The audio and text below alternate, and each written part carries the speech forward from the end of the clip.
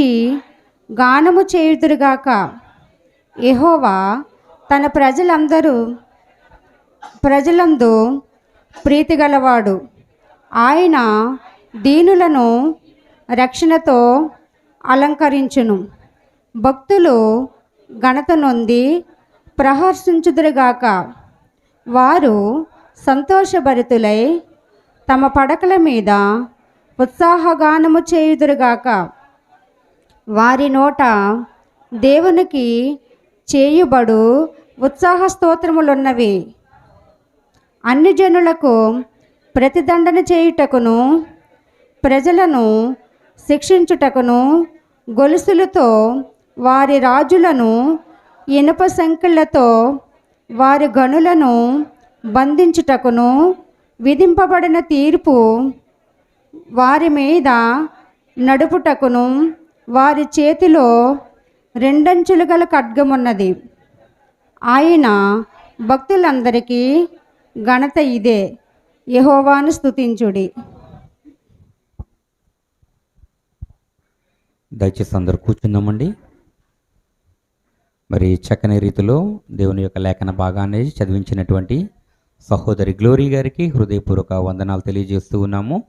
మరి ఈ సమయంలో దేవుని యొక్క ఉన్నతమైనటువంటి మాటలను మరి మనకి మొదటి వాక్య సందేశముగా వినిపించడానికి మన మధ్య సోదరులు మరి జోసెఫ్ గారు ఉన్నారు. వారు వచ్చి దేవుని మాటలు అందించవలసిందిగా ఈ సమయాన్ని వరకు అప్పగిస్తూ ఉన్నాను.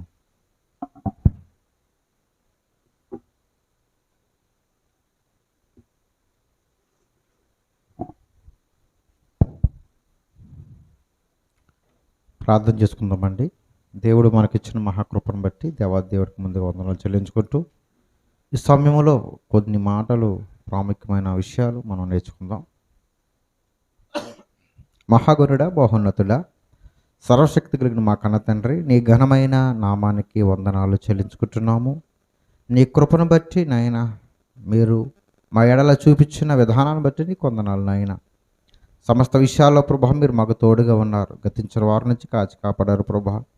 నీ సన్నిధిలో సత్యాన్ని గ్రహించుకునే శక్తిని మాకు దయచేసి దాని ప్రకారంగా మా జీవితాలు నడిపించుకునే భాగ్యాన్ని మాకు దయచేయమని, మీరే మహిమ పొందుకోమని, సమస్త విషయాల్లో ప్రభా మీరు మాకు తోడుగా నేడుకొండమని, మీ చిత్తంలో మేము ముందుకెళ్ళే భాగ్యాన్ని మాకు దయచేయమని, కూడి ఉన్న ప్రతి బిడ్డని దీవించమని యేసు నామములో వేడుకుంటున్నాం తండ్రి, ఆమేన్.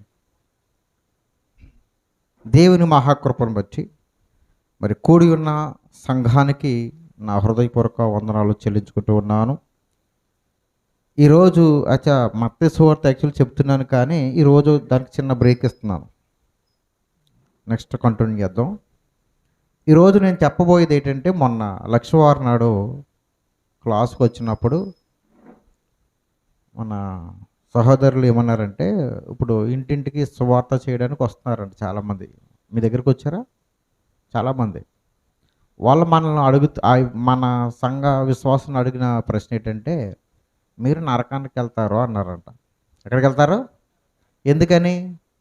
పాపం చేసినందుకు కాదు, కేవలం ఆదివారం నాడు మీరు దేవుని ఆరాధిస్తున్నందుకు మీరు ఎక్కడికి వెళ్తారు? నరకానికి. ఎందుకంటే బైబిల్ ప్రకారంగా, పరిశుద్ధ గ్రంథ ప్రకారంగా విశ్రాంతి దినము శనివారం కాబట్టి దేవుని ఏం చేయాలి? శనివారం నాడే ఆరాధించాలి. అదేనన్నారు. విశ్రాంతి దినం కాకుండా కనుక దేవుడి యొక్క ఆజ్ఞను మీరు మీరితే మీరు ఎక్కడికి వెళ్తారు? అంటే ఇప్పుడు ఆదివారం నాడు ఆరాధిస్తున్న ప్రతి ఒక్కరు ఎక్కడికి వెళ్తారు? అంతే, మనం ఏం చేయక్కర్లేదు. అది వాళ్ళ ప్రశ్న. ఒకరోజు వచ్చి ఆగుతారా? పోనీ మీకు తెలిసింది ఎలాగమ్మనంటే వాళ్ళు చెప్పరు. ఏమంటారు? మీ పాస్టర్ గారిని రాసిమ్మని అన్నట. మరి మనం ఏం రాసి ఇవ్వాలి? ఏమి రాసి ఇవ్వాలి చెప్పండి మనం వాళ్ళకి. పోనీ వాళ్ళకి తెలిసింది ఎందుకు పాటించాలి విశ్రాంతి దినాన్ని, ఎందుకు ఆదివారం పాటించకూడదని క్లియర్గా వాళ్ళకి తెలుసా? వాళ్ళకి తెలియదండి. వాళ్ళకి తెలిసిన వచనాలు ఎక్కువ, చాలా 450 వచనాలు ఉన్నాయి దీని మీద. ఎన్ని ఉన్నాయి? ముఖ్యంగా 78 వచనాలు, 450 వచనాలు ఉన్నాయి నేను చూసినప్పుడు. అంటే విశ్రాంతి దినం గురించి చూస్తే అన్నీ మనం చదువుకుంటే చాలా టైం పడుతుంది. కానీ ముఖ్యమైన వాళ్ళు చెప్పవలసిన విషయాలనే చెప్తారు. వాళ్ళు ఎందుకు చెప్తారు ఈ మాట అంటే, నిర్గమకాండం తీద్దాం ఒకసారి. ముందుగట నిర్గమకాండము 20వ అధ్యాయం. నిర్గమకాండం 20వ అధ్యాయం తీయండి ఒకసారి. 20 అధ్యాయము మొదట చదవండి అది. ఆ, ఆ, ఆ. కాదు. చూడండి, ఆజ్ఞ ఉంటుంది కదా అక్కడ విశ్రాంతి దినము గురించి.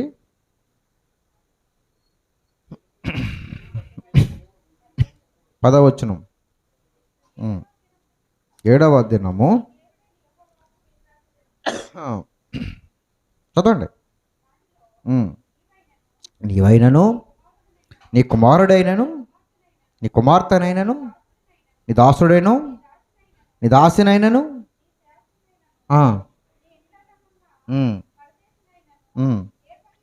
ఏ పనియు చేయకూడదు. చూసారా, విశ్రాంతి దినాన్ని ఎలాగ ఆచరించాలంట? ఫస్ట్ పరిశుద్ధంగా ఆచరించుటకు 8 కానీ చదవాలి ఎప్పుడైనా సరే. విశ్రాంతి దినమును పరిశుద్ధముగా ఆచరించుటకు జ్ఞాపకమునుంచుకొనుము. విశ్రాంతి దినమును ఎలాగ ఆచరించాలి? మరలా దేవుడు ఎంత ఖచ్చితంగా చెప్పి పరిశుద్ధముగా ఆచరించవేరును అని ఇది మనం చెప్పు, మనకి ఇక్కడ ఉందండి అన్న మనకు కాదు. ఎందుకు కాదంటే 10 ఆజ్ఞలు ఒక ఆజ్ఞ కాదు ఇది.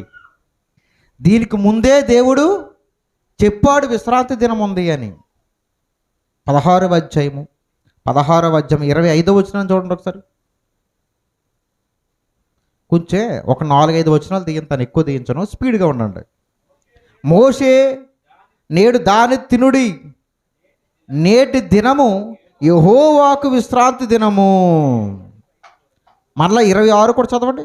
6 దినములు దాన్ని కూర్చుకొని వెళ్ళును, విశ్రాంతి దినము అనగా 7వ దినమున అది దొరకదు. అంటే ఆజ్ఞల కన్నా ముందే దేవుడు ఏం చేశాడు? విశ్రాంతి దినాన్ని మనకి ఇచ్చారు కాబట్టి ఆజ్ఞలు కాదు ఇది, ఇశ్రాయేలీలకు కాదు ఇది, యావత్ ప్రపంచ జనాభా అందరికీ దేవుడిది ఇచ్చాడు. ఇంతకీ విశ్రాంతి దినం అంటే ఎప్పుడు? శనివారం. అది వాస్తవం, అది పరిశుద్ధ గ్రంథమే దానికి ఏం చేస్తుంది? సపోర్ట్ ఇస్తుంది అనమాట, నిజమే అని. ఇప్పుడు దేవుడు 10 ఆజ్ఞల్లో ఒక ఆజ్ఞ అయితే గనక ఎవరికి వర్తిస్తుంది? అది ఓన్లీ ఇజ్రాయేల్కే వర్తిస్తుందా? అందరికి వర్తిస్తుందా? అంటే ఇప్పుడు ఇజ్రాయేలీలకి ఇచ్చి అందరం పాటించాలా? మనకే డౌటు కొన్ని. ఎందుకంటే 10 ఆజ్ఞలు ప్రపంచ జనాభానికి సంబంధించిన ఆజ్ఞలే, ఇజ్రాయేల్కే కాదు. ఎందుకంటే వ్యభిచారించకూడదు ఇజ్రాయేల్కేనా? అది దొంగలించకూడదు అది ఇజ్రాయేల్కేనా? అందరికీ 10 ఆజ్ఞలు ప్రాముఖ్యమైనవి అందరికీ. ఇంకా చాలా ఆజ్ఞలు ఉన్నాయి. ఎన్ని ఆజ్ఞలు ఉన్నాయని చెప్పాను నేను ఇంతకుముందు? 602 ఆజ్ఞలు. అందులో కొన్ని ఖచ్చితంగా ఎవరికయ్యి? ఇజ్రాయేల్కి మాత్రమే చెప్పాడు. చాలా ఆజ్ఞలు ఎవరికి చెప్పాడు? అయినా ప్రపంచానికి. నీ దేవుడిని యెహోవా నేను తప్ప వేరొక దేవుడు నీకు. అది ఎవరికి? అందరికీ. అంటే ఈ 10 ఆజ్ఞలు అందరికీ కాబట్టి ఖచ్చితంగా దీన్ని ఏం చేయాలి? మనం ఆచరించాలి. ఇది వాళ్ళు చెప్పే మాట. పాపం వీళ్ళ దగ్గరికి వస్తే ఏం చెప్తారు చెప్పండి? ఏం చెప్తారు? మాకేం తెలుసు, మా పాస్టర్ దగ్గర రండి అంటే బాబా మేము రాము. ఏం చేస్తారు? మేము రాము. కాబట్టి ఆయన రాసేవంటే పేపర్ మీద. మనం ఏం రాసేస్తాం చెప్పండి? వస్తే వాళ్ళ డౌట్లు మనం క్లియర్ చేయగలుగుతాం. మళ్ళీ రిపీట్ చేసిన ఏమనుకోకుండా, ఈ విశ్రాంతి దినాన్ని పాటించకపోతే ఇంకొకటి ఉంది, అది చెప్పరు ఎవరని. ఇవన్నీ మాటలు చెప్తారండి వాళ్ళు, అసలైన విషయాన్ని చెప్పరు. అది చెప్తే అప్పుడు మనకు దొరుకుతారు వాళ్ళు. ఎలాగంటే తిండి లేవికాండం 23వ అధ్యాయం 3వ వచనం.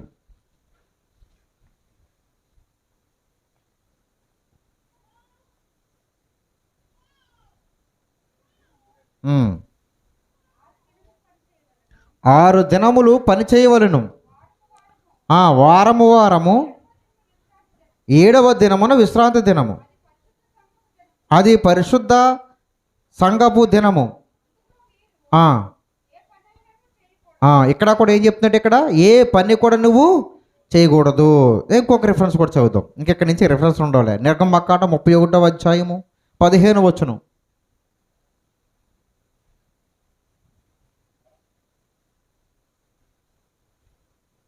ఇది చదివించాలి అసలు వాళ్ళు. నిర్గమం 31:15. 6 దినములు పని చేయవచ్చును, 7వ దినము యెహోవాకు ప్రతిష్టమైన విశ్రాంతి దినము. ఆ విశ్రాంతి దినమున పనిచేయు ప్రతివాడును తప్పక మరణశిక్ష నొందును. ఇది చెప్పాలి. విశ్రాంతి దినాన పాటించాలి. అది ఎలాగా మనం ఎలా పాటించాలి? పరిశుద్ధంగా పాటించాలి. దాన్ని దేవుడు ఆశీర్వదించాడని చెప్పిన దేవుడే మళ్ళీ ఏమంటున్నాడు? విశ్రాంతి దినాన కనుక ఎవరైనా పనిచేస్తే వాళ్ళని ఏం చేయాలంట? మరణశిక్ష అంటే వాళ్ళని వారి కుటుంబాన్ని తీసుకొచ్చి సమాజం ముందు నిలబెట్టి రాళ్లతో కొట్టి చంపేయాలి. ఏం చేస్తే తెలుసా? పనికి వెళ్తే అంటే ఏ పనికంటే మన పనికి వెళ్ళే పనికి కాదు. ఆ రోజున పొయ్యి వెలిగిస్తే చాలంట. ఏం చేస్తే? అగ్గి రాబెడితే. నేను చెప్పాను కదా, చాలా రిఫరెన్స్ ఉన్నాయి దాని గురించి.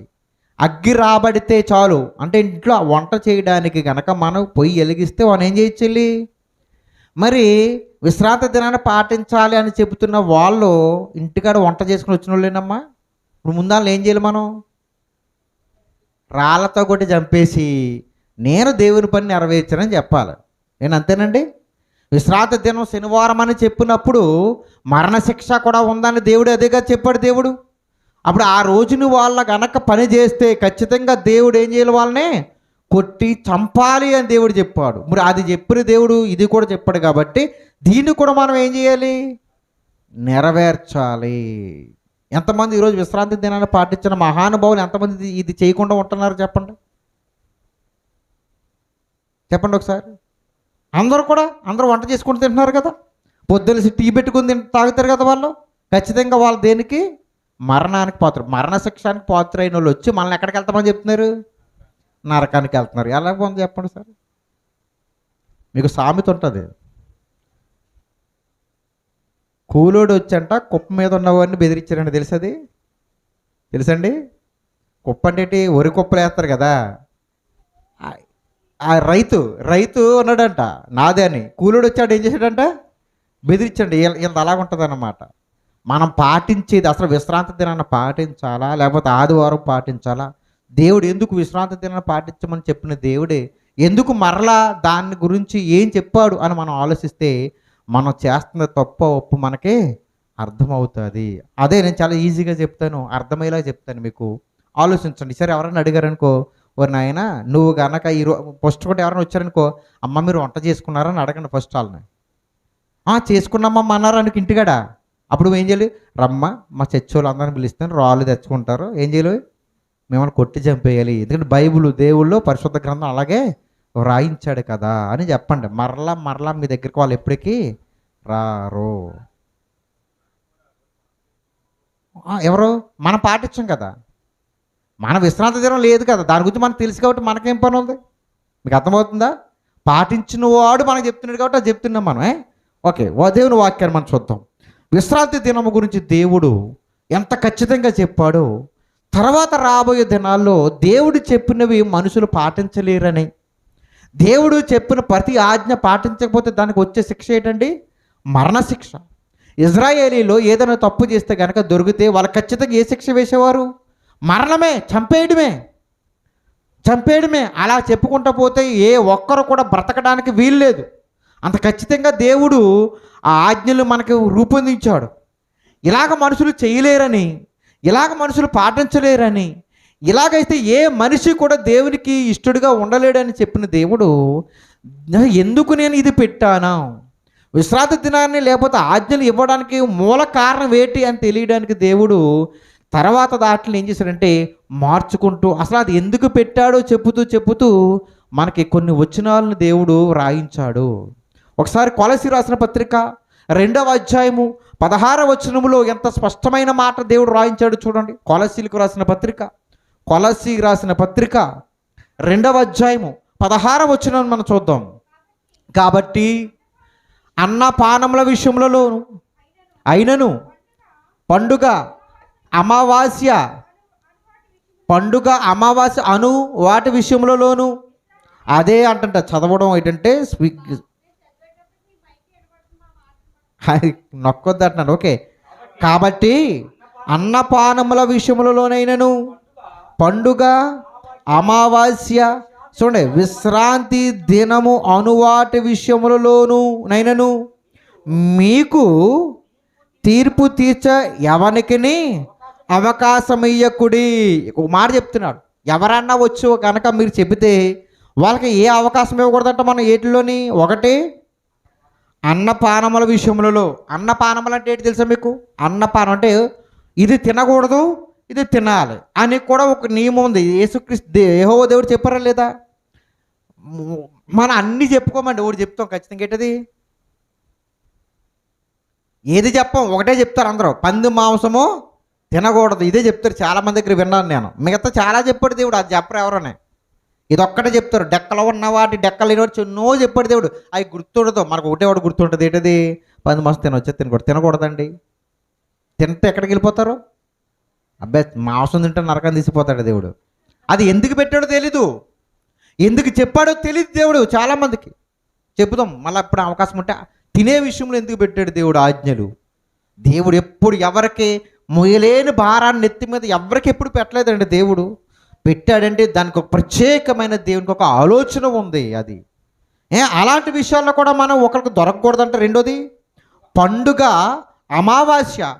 పండగలు ఉన్నవి పడతాయి మరలా అమావాస్య. అమావాస్య గురించి కూడా తెలుసా? అమావాస్య దినాన్ని ఏదైనా మొదలెడితే ఏం చేస్తారు? అయ్య బాబోయ్ చేయకూడదండి బాబు. ఇక్కడ ఒక ఆయన కాతేరు దగ్గర ఒక ఆయన ఉన్నారు. ఆ చివరి ప్రార్థన పెడతారు ప్రతి మంగళవారం. ఎవరు తెలుసు ఆయన? ఎన్వి రావు గారు అని ప్రార్థన పెడతారు. స్వస్థత సాల ఉంది అక్కడ. నేను ఎందుకు చెప్తున్నానంటే ఆయన క్యాలెండర్ వేస్తారండి, పంచి పెడతారు. ఆయన సాక్ష్యం ఉంది కాబట్టి చెప్తున్నాను నేను. క్యాలెండర్లో ఒక మాట రాయబడింది, నేను చదివాను. అది చదివినప్పుడు ఆ బాధ కలిగింది నిజంగా. అమావాస్య పట్టు విడుదల ప్రార్థన అంట. ఏంటిది?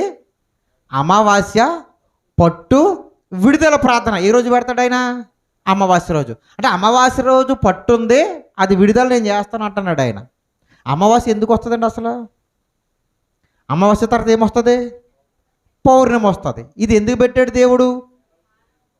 నెలలో అంటే సముద్రం చంద్రుడికి సంబంధించింది అది నిజంగా. ఆటుపోట్లు అంటే చిన్నప్పుడు చదువుకున్నప్పుడు వచ్చేవి. అంటే చంద్రుడు ఈ భూమి తన చుట్టూ చంద్రుడు తన చుట్టూ తాను తిరుగుతూ దేని చుట్టూ తిరుగుతాడు? భూమి చుట్టూ తిరుగుతాడు. అంతే కదండి. ఇది తిరగడానికి ఒక నెల పడుతుంది. చంద్రుడు మనకు 15 రోజులకేమో పూర్తిగా కనపడతాడు, 15 రోజులకి కనపడ్డం. ఇది నియమము. ఇది దేవుడు సృష్టిలో ఒక కాలాన్ని మనకు తెలియడానికి ఒక నియమం పెట్టాడు దేవుడు. చంద్రుడు కనపడకపోతే అమావాస్య రోజు ఏమి చీకటి శక్తులు మన మీదకి వచ్చేస్తాయి. అయ్య బాబు, ఆ రోజు అమావాస్య రోజు ఎంతో భయంకరం. చీకటి కాబట్టి భయపడుతున్నారు అంతే తప్పించి ఏ చీకటి శక్తి పౌర్ణమి రోజు రాదండి చీకటి శక్తులు. అంటే జ్ఞానము లేకుండా మాట్లాడుతున్నారు అన్నమాట. జ్ఞానము లేని ప్రార్థనలు ఇవన్నీ కూడా. అలాంటి విషయాలలో కానీ మర్రా విశ్రాంతి దినం అనువాటి విషయంలో నేను మీకు తీర్పు తీర్చిన ఎవరికని అవకాశం ఇవ్వకూడదు. ఎందుకంటే ఇవి ఈ పైన అన్నీ కూడా ఇవి రాబో వాటికి. అనగా దేవుడు పాత నిబంధనలో ఒక విషయాన్ని చెప్పాడు. ఆ ఎందుకు చెప్పాడంటే నిజమైందంటే రాబో వాటికి ఎలాగుందంటది ఛాయే కానీ నిజ స్వరూపము క్రీస్తులో ఉంది. అంటే ఈ అమావాస్య కానివ్వండి, లేకపోతే విశ్రాంతి దినము కానివ్వండి, తినేది కానివ్వండి, పండుగలన్నీ కూడా ఎవరిలో ఉన్నాయి? నిజం క్రీస్తులో ఉన్నాయి. యేసుక్రీస్తు వారిలో ఉన్నాయి ఇవన్నీ. అది నిజం. ఎవరు నిజం? యేసుక్రీస్తు వారు నిజం. ఆయన రానప్పుడు, యేసుక్రీస్తు వారు రానప్పుడు ఆయన లేడు కాబట్టి మనం దేని పాటించాలి? అమావాస్య కానివ్వండి, లేకపోతే విశ్రాంతి దినం కానివ్వండి, తినేది కానివ్వండి, పండగలు కానివ్వండి, అవి ఆచరించాలి. నిజమైనది వచ్చేసిన తర్వాత అవి చేయవలసిన పని లేదు. అవి చేయవలసిన పని ఏమీ లేదు. చూడు కొంతమంది ఈ పని నువ్వెందుకు చేస్తున్నావు అంటే ఏమంటాను తెలుసా? మా ఓడు రావాలండి, మా ఓడు వచ్చేంతవరకు నాకు ఈ పని తప్పదు అంటారు చాలామంది. అవునా కదా? అంటారా? అనరండి. ఎందుకని? అతను లేడు కాబట్టి నువ్వు చేస్తున్నావు. అతను వచ్చేస్తే నువ్వు చేయవలసిన పని లేదు. అది దీని అర్థం. అర్థమైందా? అందుకే యేసుక్రీస్తు వారు వచ్చిన తర్వాత ఆయనకు కూడా ఇదే ప్రశ్న ఒకటి వచ్చింది. చదవండి, అది కూడా చదవండి. మత్తయి సువార్త 12వ అధ్యాయము 8వ వచనం. మత్తయి సువార్త 12:8. ఎంత స్పష్టమైన మాట దేవుడు చెప్తున్నాడు చూడండి ఇక్కడ. 12:8. కాగా చూడండి, కాగా మనుష్య కుమారుడు తీసారు అందరూనే. ఇంకొక పైనుంచి కొంచెం చదవండి. మరియు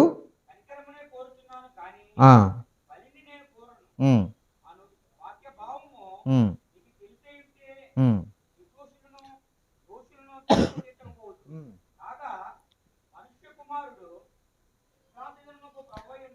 మనుష్య కుమారుడు విశ్రాంతి దినమునకు ప్రభువై ఉన్నాడు. ఈ ప్రశ్న ఎందుకు వచ్చిందంటే యేసుప్రభు వారికి ఒకరోజు యేసుక్రీస్తు వారు పంట చేనులోంచి వెళ్ళిపోతున్నారంట. ఆయన అలాగా వెళ్తుంటే ఈయనతో పాటు ఎవరు వెళ్తున్నారు? శిష్యులు వెళ్తున్నారు. ఆకలి వేస్తుందండి వీళ్ళకి. ఏమేసింది?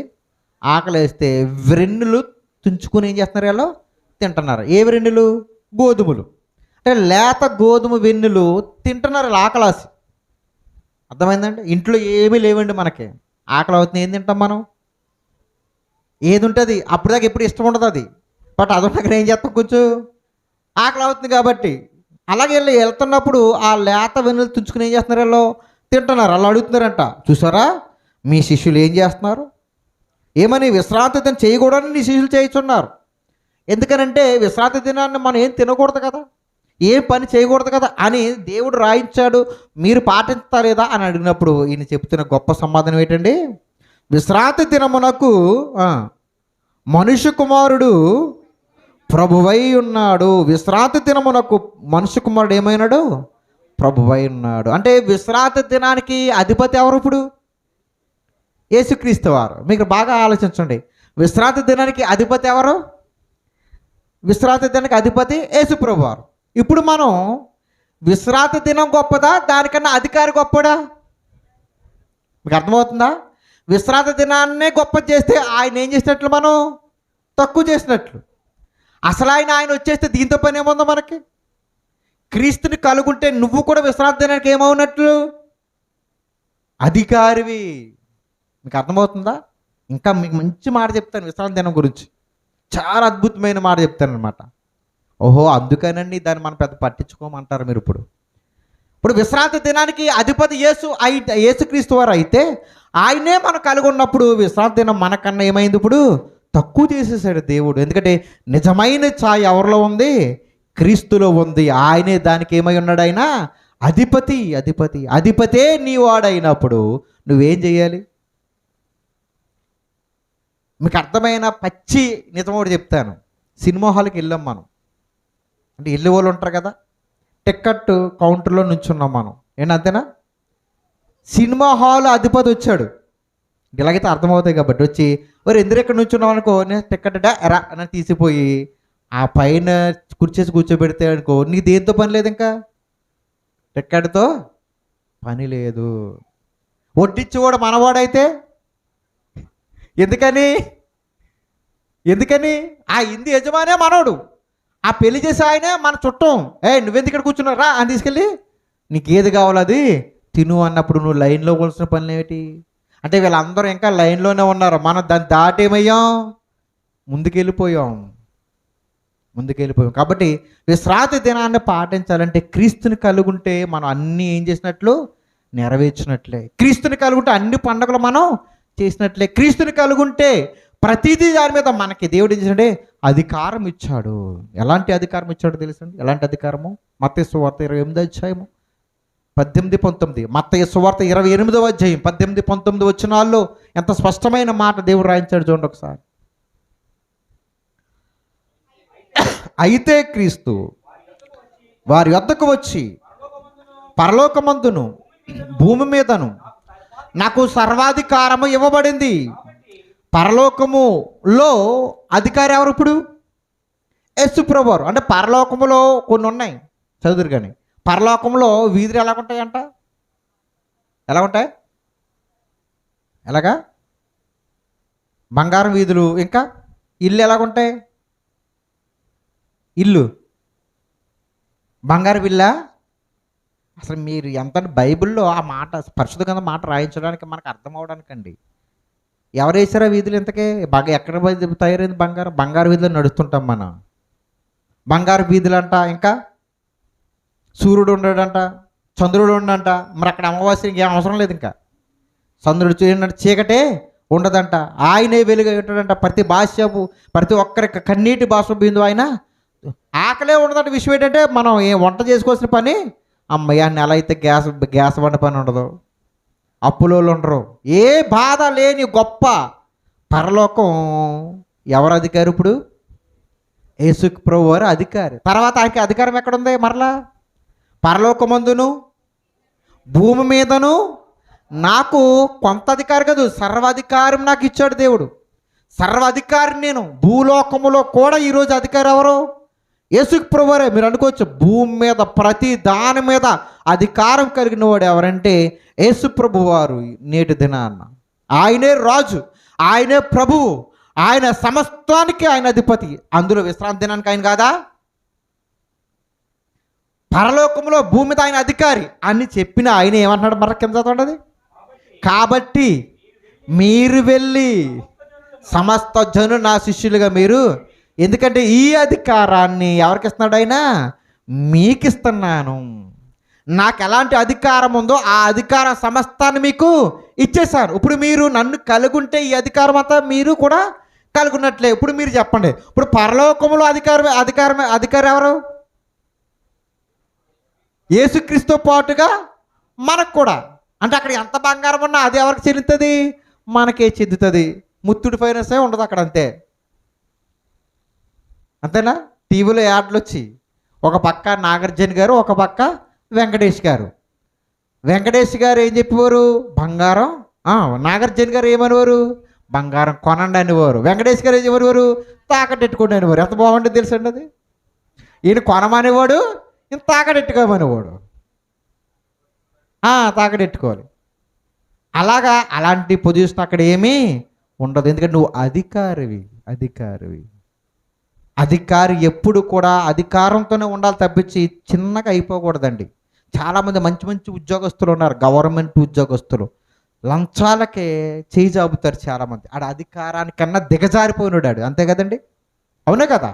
అధికారం అంటే అతను రాయల్టీగా ఉండాలి, ఎంత జడ్జాగా ఉండాలి తెలుసా? అమ్మో ఇతను అధికారా. కానీ ఏమైపోతున్నారు ఈరోజు? ఏమైపోతున్నారు? దిగజారుడు అయిపోతున్నారు. ఈరోజు యేసుక్రీస్తు వారు ఆయన పరలోకాన్ని జయించి పరలోకంలో అధికారిగా ఈ భూలోకంలో అధికారి అయ్యి ఈ అధికారం మీది నేను ఇస్తున్నాను అన్నాడు. ఇప్పుడు మన ప్రపంచానికి ఏం చెప్పాలి తెలుసా? మన అధికారము యేసు ప్రభు వారు మనకిచ్చిన అధికార పత్రాలను తీసుకెళ్ళి అందరినీ అధికారం చేయాలి. ఇది మన పని. ఈ అధికారం దేని మీద కూడా ఉందో తెలుసా అండి? మనకి మరణం మీద కూడా మనకి ఏమి ఇచ్చాడు దేవుడు? అధికారం ఇచ్చాడు. మరణం కూడా మనం చూసి ఏం చేయాలి? వనకాలి. మనం ఏం చేస్తాం?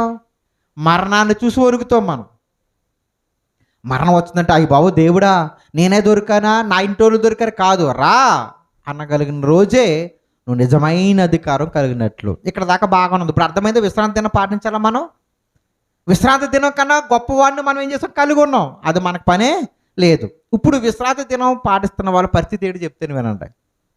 యేసుక్రీస్తు వారు సిలువ మరణం ఎప్పుడు పొందారు? ఆయన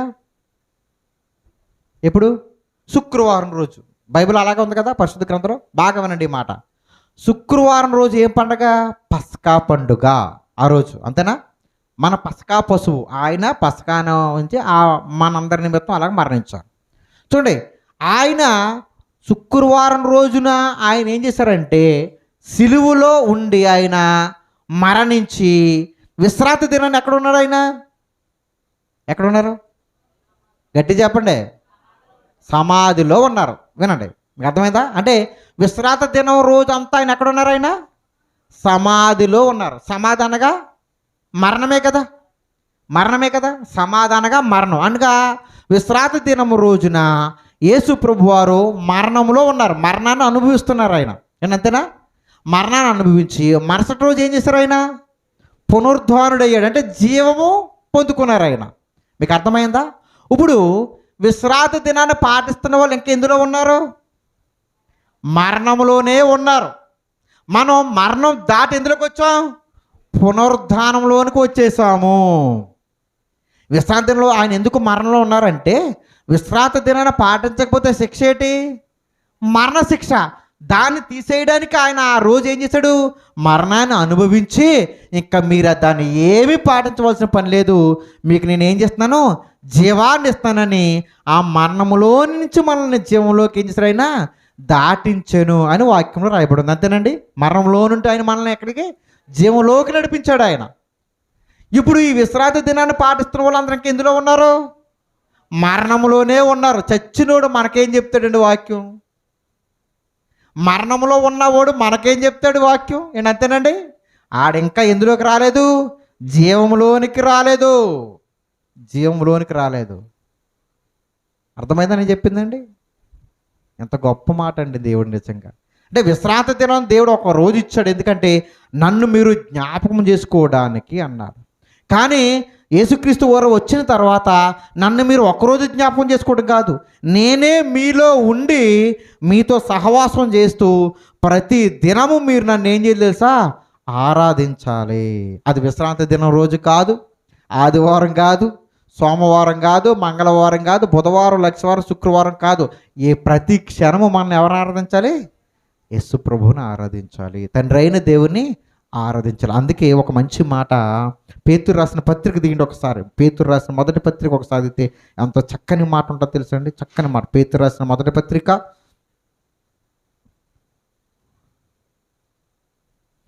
2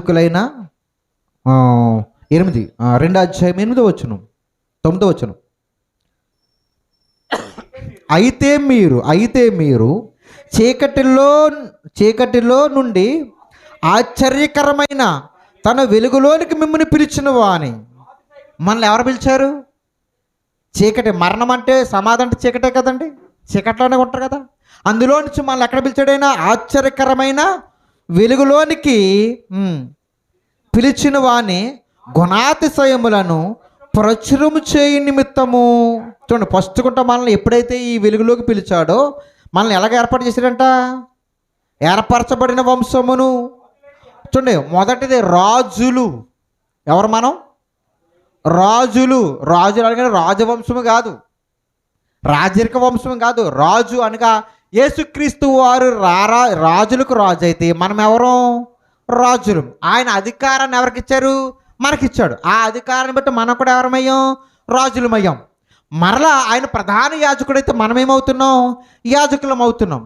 రాజులైన యాజక సమూహము. మనందరం ఎవరు? సమూహము, యాజక సమూహము. యాజకుడు ఏం చేస్తాడన్న ప్రతిరోజు మందిరంలో ఏం చేస్తాడు యాజకుడు? సేవ అంటే ఏంటి చెప్పండి నాకు. ఇప్పుడు పాస్టర్లో అయ్యగారు మీరు ఏం చేయమని సేవ చేస్తారండి. అదే సేవ ఏం చేస్తారు చెప్పండి. పాస్టర్ గారి దగ్గరికి వెళ్ళి మీరు ఏం చేస్తారంటే నేను సేవ చేస్తానండి అంటారు. ఈ మాట అదేనంటారు. అదే ఏ సేవ చేస్తారండి అంటే సమాధానం ఉంటుందా? ఖచ్చితంగా ఉంటుంది. అడగండి కాదు మీరు ఎవరినన్నా. సేవ అంటే వాక్యం చెప్తానండి, ఇంతే. సేవ అంటే అది కాదు. యాజకుడు ఏం చేసేవాడు తెలుసా? బలిదానం. ఎవరైనా తీసుకొస్తే వారి నిమిత్తం బలి చేయాలి, ధూపవేదిక వేయాలి, ఎన్ని ఉన్నాయండి. అవన్నీ ఎవరు చేయాలి? ఇప్పుడు మనం. ఇవన్నీ ఎక్కడ చేయాలి తెలుసా? నీ యొక్క దేహం అని ఈ దేవాలయంలో ఆయన ప్రభువుగా ప్రతిష్ఠ చేసుకుని నీవు ప్రతిరోజు ఆయన ఏం చేస్తుండాలి? యాజక ధర్మాన్ని చేస్తుండాలి. ఇప్పుడు ఆ ధూపవేదిక ధూపవేదిక దేనికి గుర్తు? ప్రార్థనలకే గుర్తు. చాలా వచనాలు ఉన్నాయండి, చాలా వచనాలు. ఇప్పుడు ఒక్కటి నేను అలా వెళ్ళాననుకో, ఆ సగంలో ఆఫ్ చేస్తే బాగోదు, మనకు టైం అవుతుంది కాబట్టి దేవుని చిత్తం మనం వెళ్దాం. యాజకం చేయాలి, బలి అర్పించాలి. ఏదైతే దేవుడికి ప్రతిష్ఠ చేయాలో అది చేయాలి. లక్షవారం చెప్పుకున్నాం చక్కని మాటలు. ఎలాగ ప్రతిష్ఠ చేయాలి, ఎలాగ బలి ఇవ్వాలి దేవునికి అనేది చెప్పాను. ఇలాగ దేవునికి ప్రతీది కూడా మనం సమర్పిస్తూ ఉండాలి. ఇది యాజకుడు ఆదివారం ఒకరోజు, శనివారం ఒకరోజు, లేకపోతే లక్షవారం ఒకరోజు చేసేది కాదు. యాజకుడు ప్రతిరోజు దేవుడు చేయాలి. అందుకే నేను యాజకులు అన్నాడు. యాజకుడు. నీ దేహానికి నువ్వే యాజకుడు. నీ దేహంతో నువ్వే ఆయన గుణాతి సయములను నువ్వేం చేయాలి? ప్రచురము చేయాలి. ప్రచురం. యాజకుడిగా రాజుగా నువ్వేం చేయాలంట? దేవుని గుణాతి చేయాలి. నాలో ఇదిగో నేను చేస్తున్నాను. అది యాజక ధర్మం, రాజు ధర్మం, అధికారి ధర్మం. ఇది చెయ్యాలి, ఇది చెయ్యాలి. ఇది ఏమి చేయకుండా శనివారం ఒక్కరోజు విశ్రాంతి దినమని ఆయన సన్నిధిలోకి వెళ్ళి ప్రార్థన చేస్తే పరలోకి వెళ్తావా? ఎవరు చెప్పారు నీకు వాక్యం? నీకు చెప్తున్నవాడు ఇంకెందులో ఉన్నాడో తెలుసా? మరణములో చీకట్లో ఉన్నాడు. వాడికి విడుదల లేదు. పాపం ఆడి గురించి మనం ప్రార్థన చేద్దాం. వాక్యాన్ని ఎంత లోతుగా మనం వెళ్తే అన్ని విషయాలు మనకి అర్థమవుతాయి. విశ్రాంతి దినం పాటించకపోతే ఎక్కడికి వెళ్తారంటండి? ఏం చేయకపోయినా నరకానికి వెళ్ళిపోతా. అందరూ నరకానికి వెళ్ళిపోతున్నారు, లేదా పరలోకం వెళ్తున్నట్టు. ఎవరు చెప్పారు వాక్యం? ఇక్కడ ఏం చేయాలంట? వంశమును, పరిశుద్ధ జనమును. మరలా మనకేమన్నాడు ఆయన? మీరు పరిశుద్ధ జనం. దేని పాటిస్తే పరిశుద్ధ జనం? యేసుక్రీస్తులో ఉండి యేసుక్రీస్తు యొక్క గుణాతిశయములను మనం ప్రచురం చేస్తే నువ్వెవరో? పరిశుద్ధ జనమును, దేవుని సొత్తైన ప్రజలునై ఉన్నారు. దేవుని దేవుని సొత్తు. అదే, మీరు మీ సొత్తు కాదు. ఎంత మంచి మాట అండి దేవుడు చెప్పింది. మీరు మీ సొత్తు కాదు, విలువ పెట్టి కొనబడిన వారై ఉన్నారు. మీరు మీ సొత్తు కాదు. మనం మన వారు కాదుమండి. మనం మన సొత్తు కాదు. దేవుడి గుణాతిశయాలు, దేవుని యొక్క అద్భుతమైన దేవుని యొక్కలో మనం ఏర్పాటు చేయబడిన వారు అండి. దేవుడే. ఇక్కడ నేను ఒక మాట చెప్తాను. ఇక్కడ యేసుక్రీస్తులో బాప్తిసం తీసుకుని ఆయన వాక్యాన్ని విని ఆయన వాక్య ప్రకారం నడుస్తున్న ఇక్కడున్న ప్రతి ఒక్కరు కూడా దేవుడిని రాజుగా, యాజకుడిగా, దేవుని సొత్తైన జనం కింద చూస్తున్నాడు. అంతకన్నా బిరుదేమని చెప్పడం మనకి? అంతకన్నా గొప్పతనం ఎవరైనా ఇవ్వగలుగుతారా? ఎవరైనా ఇస్తారా? ఇచ్చింది ఏదైనా గొప్ప అవుతుందా? ఏది కాదు. మనుషులు ఏదో విలువైనది, మన విలువైన జనం అనుకుని మనమే తగ్గించేసుకుని నేను ఎంతటోనండి, నాకేం తెలుసండి అని ఎవరికి వాళ్ళే దేవుళ్ళు ఏమైపోతున్నారు తెలుసా? తగ్గించేసుకుంటున్నారు చాలామంది. తగ్గింపు కాదు, తెలియక. ప్రతి ఒక్కరూ విలువైన వారము.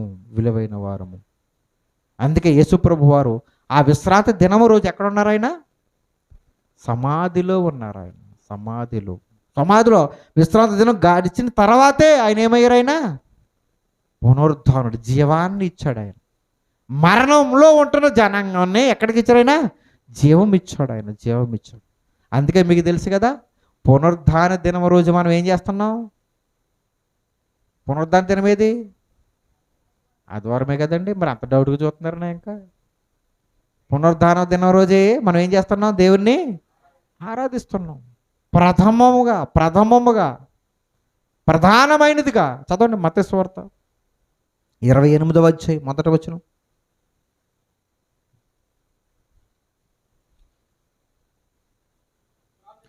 విశ్రాంతి దినము గడిచిపోయిన తరువాత ఆదివారమున తెల్లవారుచుండగా మగ్దలేని మరియు వేరొక మరియు సమాధిని చూడవచ్చిరి. ఎంత బాగుందన్నమాట. విశ్రాంతి దినాన్ని గడిచిన తర్వాతే ఆయన ఏం చేశారు? ఆయన పునరుద్ధానుడయ్యాడు. విశ్రాంతి దినం గడిచిన తర్వాతే. ఎందుకు విశ్రాంతి దినంలో లేవలేదు? ఆయన చెయ్యకూడదు. ఎందుకని? చేస్తే అది విశ్రాంతి దినాన్ని కనుక ఆ మరణాన్ని తీసివేయాలి. కాబట్టి ఆ మరణాన్ని ఎవరు అనుభవించారు? ఆయన అనుభవించారు. ఇక మనం అనుభవించవలసిన పనే లేదు. దాన్ని మనం చేయవలసిన పనే లేదు. ఒకవేళ చేయాలనుకుంటే ఏం చేయకూడదు? ఆ రోజు ఏం చేయకూడదండి? వంట కూడా కాదు, ఏ పని చేసినా ఏం చేయాలి? రాళ్ళతో. ఓ రోజు జరిగింది మోషే గారి దగ్గర కదండి. వచ్చిన నాకు గుర్తు తట్టలేదు. మోషే గారి దగ్గర ఎలా జరిగిందంటే, ఆయన పొలాలు ఏరుకుంటాడు. ఒక ఆయన పొలాలు ఏరుతూ ఉంటాడు. తీసుకెళ్తారన్నమాట. పొలాలు ఏరుకున్నారండి. ఇతను ఏం చేశాడు తెలుసా? ఆయన విశ్రాంతి దినం రోజు ఏం చేస్తున్నాడంటే పొలాలు ఏరుకుంటున్నాడు అంటారు. పాపం పిల్లలు అడుగుతారనమాట, అయ్యా మా పిల్లలకి ఆకలి అవుతుంది అంటున్నారు కాబట్టి నేను ఈ ఏరుతున్నాను అన్నప్పుడు ఏమంటారు తెలుసా? తీసుకెళ్ళి ఏం చేయాలంటే పాపం నిర్దాక్షిణ్యంగా రాళ్ళతో కొట్టి వారి కుటుంబాన్ని అంతటినీ చంపేస్తారు. ఏమో మీకు అర్థమైంది ఇప్పుడు వాక్యం గురించి? అర్థమైందా? ఈసారి మన ఇంటికి వచ్చి ఎవరన్నా కనుక విశ్రాంతి దినాన్ని కనుక మీరు పాటించకపోతే నరకానికి వెళ్తారంటే ఫస్ట్ మీరు ఏం ప్రశ్న వేయాలి వాళ్ళకి? ఏం చేయదు. ఒకటే ప్రశ్న ఏమేస్తారు?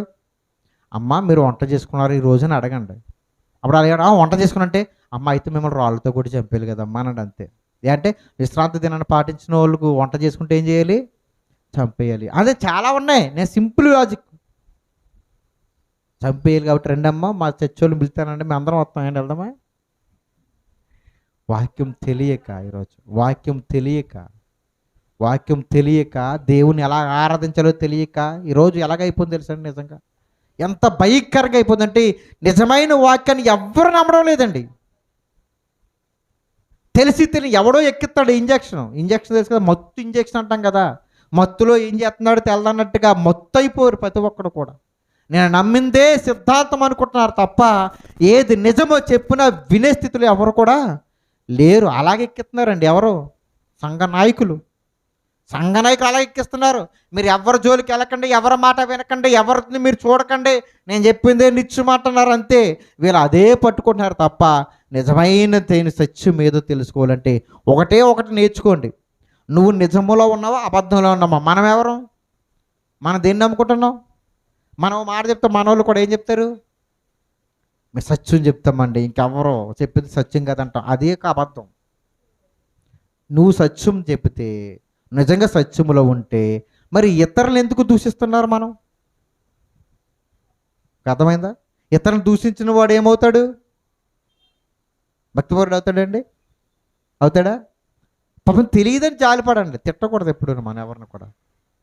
ఎవరన్నా మీటింగ్ పెట్టారనుకో, పాపం రాజుగారిని చూసినా కదా ఆశ్చర్యం అనిపిస్తుంది. ఎక్కడ మీటింగ్ ఉన్నా వెళ్తారండి ఆయన. మనం మాకు చాలామంది ఎందుకు తెలుసా? అందరూ మన చర్చికి రావాలి కానీ మనం ఎవరు చర్చికి వెళ్ళకూడదు. ఎవరు చెప్పారు ఇవన్నీ? మనం క్రైస్తవులం అండి, క్రీస్తుని కలిగిన వారు అండి. నేను ఓపెన్గా చెప్తున్నాను, క్రీస్తు కలిగిన వాడికి హద్దు ఉంటుందా? క్రీస్తు కలిగిన వాడికి ఏదన్నా సరిహద్దులు ఉంటాయా? ఎవరన్నా విరోధులా? దేవుడు మీలో ఉంటే మనకి విరోధి ఎవడు? చెప్పండి, ఎవరు విరోధి? ఎవరు విరోధులు కాదు కదా. విరోధి కానప్పుడు ఎంత స్వచ్ఛందంగా మన ప్రేమ ఉండాలండి. వాడు అబద్ధం చెప్పని వాక్యం తెలియనివాడు అవని మన ప్రతి ఒక్కరిని ఏం చేయాలి? ప్రేమతో వెళ్ళాలి. వినండి, దేవుని మాటలు ఎక్కడైనా వినండి. ఎవరైనా అబద్ధం చేయండి, ఏంటి వేరే వాక్యం చెప్పు వాళ్ళు ఏమన్నా మనకేమన్నా వాళ్ళు దొంగతనం చేయమని నేర్పుతారా? మీ అమ్మ నాన్న తిట్టండి అని చెప్తారా? మరి కాదు కదా. ఎవరు చెప్పారా? నీతికి అదే వస్తుంది కదా. క్రీస్తులో ఉన్న నీతిని మనం చూడాలి. ఆ నీతి మనం ఏం చేయాలి? పాటించగలగాలి. అలా పాటించిన రోజునే క్రీస్తుని కలిగిన వారు అవుతాం మనం. అది నిజమైన భక్తి, అది నిజమైన దేవుడు కోరుకుంటున్న ఆసక్తి. ఈరోజు అది ఎక్కడైనా కనపడుతుందా? దాని గురించి ఎవరు ఆలోచనే లేదు. ప్రతి ఒక్కరు ఏమని ఆలోచిస్తున్నారు తెలుసా? మా సంఘం బాగోవాలి, మేము బాగోవాలి అంతే. గోడ కట్టేసుకుని ప్రతి ఒక్కరు చుట్టూరు గోడ కట్టేసుకుని ఆ గోడలోనే బతుకుతున్నారు ప్రతి ఒక్కరు కూడా. ఆ గోడలు తీసేద్దాం, క్రీస్తు ప్రేమ మనం చూపిద్దాం ప్రతి ఒక్కరిదిగో. ఇది క్రీస్తు యొక్క గుణాతిశయం. ఇది యేసుప్రభు వారు ఎవరినండి ద్వేషించారు? ఆయన గుణాతిశయాల్లో ఫస్ట్ కొంట ఎవరిని ద్వేషించారు? ఆయన సిలువకి అప్పచెపుతానన్న అతన్ని కూడా చివరికి ఏమన్నారండి? ఏమన్నారు ఆయన్ని? ఎవరిని? ఇస్కరియోతు యూదని ఏమన్నారు? ఇస్కరియోతు యూదా, నువ్వు చేయవలసిన పని త్వరగా వెంకెందుకు మదన పడిపోతున్నావు. ఎంత మంచి మాట అండి. చివరికి ఆయన పట్టుకెళ్తాక వచ్చిన సైనికుడు యొక్క చెవి తెగ నరికితే ఆ చెవిని అతికించి ఎవరిని తిట్టాడు ఆయన? ఎవరిని గద్దించాడు? శిష్యుని గద్దించాడు. నీ కత్తి నీ ఒరలో పెట్టు, కత్తి పట్టుకున్నవాడు కత్తితోనే మరణిస్తాడు అని చెప్పి వాళ్ళతో పాటుగా ఎందుకు నన్ను ఇంత ఘోరంగా పట్టుకున్నారు? నేను చాలాసార్లు మీకు కనిపించాను కదా, నన్ను తీసుకెళ్ళి వస్తాను. మౌనంగా వెళ్ళాడండి ఆయన, మౌనంగా వెళ్ళాడు ఆయన. అది ఆయన గుణాతిశయం. ఈరోజు ఎవరండి? ఈరోజు అలా ఎవరున్నారు చెప్పండి? మనకన్నా ఒకరు గొప్పగా ఉంటే చూడలేని వారసలేని గుణం మంది. సత్యం చెప్తున్నాం మనం మరలా. అంతే కదా. మనకన్నా ఎవరన్నా గొప్పగా పేరుంటే వార్చలేని గుణం. నిజంగా ఓ మాట చెప్తున్నాను. నిజంగా మన శ్యామ గారికి డాక్టరేట్ ఇచ్చారు, ఆనందంగానే ఉంది. ఎందుకంటే చాలామంది అక్కడ ఆయనకి ఏమొచ్చి అంటారు, కానీ ఏ రోజు ఆయన ఎవరిని పట్టించుకోలేదు. ఆయన పని ఆయన చేసుకుంటూ వెళ్ళాడు అంతే. ఆ పని ఏం చేద్దాం, మనల్ని ఉన్నత స్థాయిలోకి తీసుకెళ్తుంది. దేవుడికి చేయాలంతే. ఎవరో ఏదో అనుకుంటారని, ఎవరు ఏదో అంటారని అది మాకు అవసరమే లేదంతే. వీలైతే ప్రోత్సహించు, లేకపోతే నువ్వు ఆయన వెనకాల నీ సాయంతో సహాయం చేయి, లేకపోతే నోరు మూసుకుని కూర్చో అంతే. పేర్లు పెట్టి మనం ఎవరిని కూడా ఇబ్బంది పెట్టవలసిన అవసరతే లేదు. మీకు అర్థమైంది కదమ్మా? విశ్రాంతి దినాన్నప్పుడు మనం చెయ్యాలా అమ్మా? చెయ్యాలా? చేస్తే ఇంట్లో ఉన్నట్టు, ఇంకా మరణంలోనే ఉన్నట్లు. ఆ మరణానికి విడుదల మన యేసుక్రీస్తు వారు ఎప్పుడో చెల్లించేసి అధికారం ఇచ్చేసారు మనకి. అధికారులు మరణం మీద, విశ్రాంతి దినం మీద, సమస్తం మీద మనం ఎవరు? అధికారులము. అధికారి ఎప్పుడు కూడా ఎవరికి తల ఉంచి ఉండడు. చాలా జన్యులుగా అతని యొక్క స్థితిలో ముందుకి వెళతాడు. ప్రార్థన చేసుకుందాం. మహాగణుడా, మహోన్నతుడా, సర్వశక్తి లేని మా కన్న తండ్రి, నీ ఘనమైన నామానికి స్తుతులు స్తోత్రాలు చెల్లించుకుంటున్నాం ప్రభువా. ఇంతవరకు నీ మాటలు చెప్పడానికి నువ్వు ఇచ్చిన అవకాశాన్ని బట్టి నీ కొందనాలు చెల్లించుకుంటూ ఉన్నాను. నీ సన్నిధిలో కూడి ఉన్న ప్రతి బిడ్డని మీరు జ్ఞాపకం చేసుకోండి. జ్ఞానంతో మమ్మల్ని నింపమని అడుగుతున్నాం. ఎంతోమంది గలిబిలి చేయడానికి, ఎంతోమంది మా హృదయాల్ని నాయన పాడు చేయడానికి వచ్చి తెలిసి తెలియని వాక్యాన్ని మాకు చెబుతూ ఉంటారు నాయన. నిజమే, వాక్యం ఎంత మమ్మల్ని బలపరుస్తుందో దాని విలువ తెలుసుకుని మచులుకున్న భాగ్యాన్ని మాకు దయచేయమని ఈ యొక్క సమయంలో ప్రభువా ఇక్కడ కూడి ఉన్న ప్రతి బిడ్డని దీవించి ఆశీర్వదించమని అడుగుచున్నాం తండ్రి. నీ కొందనాలు సహాయం దయచేయని కృప చూపించండి ప్రభువా. నీ మాటలు విన్న ప్రతి బిడ్డ నీ మాటల ప్రకారంగా వారి జీవితాలు మలుచుకునే భాగ్యాన్ని వారికి దయచేయమని అడుగుచున్నాం. సమస్త విషయాలు ప్రభువా ఏదైతే మాకు చెప్పి ఉన్నారో దాని ప్రకారంగా మేము ముందుకెళ్ళే భాగ్యాన్ని మాకు దయచేయమని, వాక్యాన్ని మేము విని మా హృదయంలో నాటబడే శక్తిని మాకు దయచేయమని, ఈ మధ్యాహ్నకాల సమయంలో నీ మాటలు వినడానికి ఇంకా మేము సిద్ధపడుతున్న సహాయం దయచేయమని, ఇదిగో సంఘంలో ఉన్న ప్రతి బిడ్డని మీరు జ్ఞాపకం చేసుకోమని, సత్యవాక్యాన్ని గ్రహించుకుని సత్య ప్రకారంగా జీవించే శక్తిని మాకు దయచేయమని, అయ్యా ఏది నిజమో ఏది అబద్ధమో తెలుసుకునే శక్తిని మాకు దయచేయమని, నీ వాక్యములో మమ్మల్ని మేము నిలబెట్టుకుని నడిపించుకునే శక్తిని మాకు దయచేయమని, మీరే మహిమ పొందుకోమని, గంట పొందుకోమని, సమస్త విషయాల ప్రభు మీరు మాకు తోడుగా నేడుకొని నడిపించమని, మీరే మా ద్వారా మహిమ పొందుకోమని మా ప్రభుని నీ ప్రియ కుమారుడు నజరేయుని యేసుక్రీస్తు వారి పరిశుద్ధమైన నామములో అడిగి వేడుకుంటున్నాం తండ్రి. ఆమేన్.